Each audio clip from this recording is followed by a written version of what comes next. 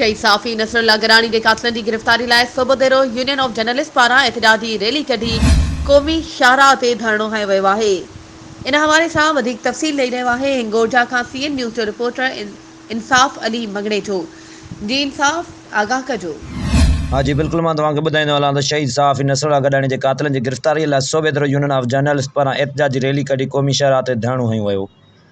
शहीद मीरपुर मातल जे शहीद साफ़ी नसरुल्लाह गडानी जे कातलनि जी गिरफ़्तारी लाइ Pakistan federal union of journalist ऐं सखर यूनियन ऑफ जर्नलिस्ट जे सॾ ते सूबेदारो यूनियन ऑफ जर्नलिस्ट पारां सदर कुर्बान अली मंगी सैद जमात शाह इरफान चनू हाकिम जोखियो इंसाफ़ मंगण जो फ़कीर मोहम्मद अब्बासी अली मर्दा शाहानी रबनवाज़ वाटो सैद प्यास अली शाह गुलण जामड़ो ज़हूर जामड़ो Aurangzeb पीरज़ादो Irfan सहतो Gulsan Chandio Nadeem Sheikh Waheed Shahani Gada Hussain Sahto Fayaz Mohsin Solanki national press club Ranipur Khan national highway ते रैली कढी क़ौमी शाहराह ते धरणो हयो वियो। उन मौक़े ते मीडिया सां ॻाल्हाईंदे सहाफ़ियुनि चयो त घोटके ते बहादुर अॻुवाण शहीद नसरुल्लाह गडाणीअ खे क़त्ल कंदड़ जवाबदार जल्द खां जल्द गिरफ़्तार करे कानून जे कटहरे में आंदो वञे। इन्हनि वधीक चयो त सिंध में हक़ सच लिखण ॾोह बणिजी चुको आहे। असांजी सिंध पुलिस तोड़े जा सिंध जा वॾेरा सच ॻाल्हाईंदड़ खे टारगेट पिया कनि, या त उन्हनि खे जेलनि में बंदि कयो पियो वञे या त गोलियुनि जो खाज बणायो पियो वञे।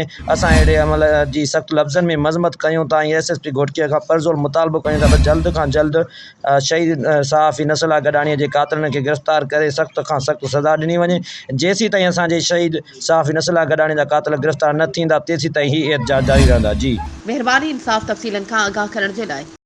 वधीक ख़बरुनि ऐं अपडेट्स जे लाइ असांजे चैनल खे सब्सक्राइब कयो ऐं हा, बेल आइकन खे प्रेस करणु न विसारिजो त जीअं असांजी हर नई अचण वारी वीडियो तव्हां ताईं पहुची